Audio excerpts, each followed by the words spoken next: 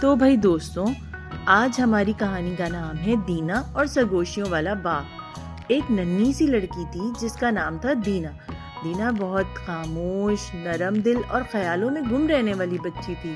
اسے پھول بنانا، بارش کی آواز سننا اور آسمان کو تکنا بہت پسند تھا۔ لیکن جب کبھی وہ دیکھتی کہ کوئی اس کے بارے میں بات کر رہا ہے، چاہے اچھا ہی کیوں نہ بول رہا ہو، اس کا دل چھوٹا سا ہو جاتا۔ اگر کوئی ہنستا تو وہ سوچتی شاید مجھ پر ہنس رہے ہیں، اگر کوئی سرگوشی کرتا تو اس کے گال گرم ہو جاتے اور دل زور زور سے دھڑکنے لگتا۔ اسی لیے دینا نے خود کو چھپانا شروع کر دیا۔ دروازے کے پیچھے، کتابوں کے نیچے، اپنی خاموشی میں اسے ایسا لگتا کہ وہ زیادہ محفوظ ہے۔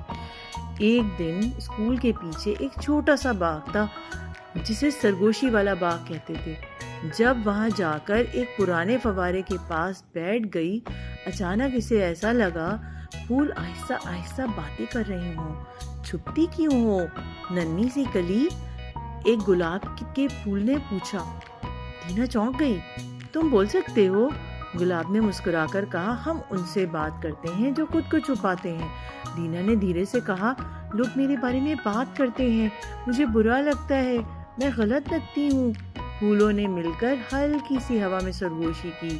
ایک گلاب بولا، جب لوگ تمہارے بارے میں بات کرتے ہیں اس کا مطلب ہے وہ تمہیں دیکھ رہے ہیں۔ ایک چنبیلی نے کہا، اگر وہ تمہیں سمجھ نہ سکیں تب بھی تمہاری چمک کم نہیں ہوتی۔ ایک سورج مکھی ہنس کر بولا، جب ہم اونچے بڑھتے ہیں تو ہوا ہمیں جھکاتی ہے لیکن ہم بڑھنا نہیں چھوڑ دیتے۔ دینا نے مسکرا کر کہا، پھر اس کا دل نرم ہو گیا۔ اسے لگا چھپنے میں صرف اندھیرا بڑھتا ہے، لیکن جب وہ روشنی میں آتی ہے تو اس کی اپنی روشنی جاگ اٹھتی ہے۔ اس دن دینا نے خود سے وعدہ کیا، وہ اب چھپے گی نہیں۔ آہستہ آہستہ چھوٹے قدموں سے اس نے ایک دوست کو مسکرا کر دیکھا، پھر ایک دن ذرا اونچی آواز میں بات کی، پھر ایک نئی سہیلی بنا لی، اور ہر بار وہ خود کو تھوڑا اور پہچاننے لگی۔ چھپنے والی لڑکی نہیں بلکہ بڑھنے والی لڑکی۔ تو بھئی پیغام یہ ہے دوستوں کہ جب ہم خود کو چھپاتے ہیں ہم اپنے آپ کو محفوظ رکھتے ہیں، مگر ہم اپنی روشنی بھی چھپا لیتے ہیں۔ لوگوں کی باتیں تمہیں بیان نہیں کرتی، تمہارا حوصلہ، نرمی اور سچائی تمہاری پہچان ہے۔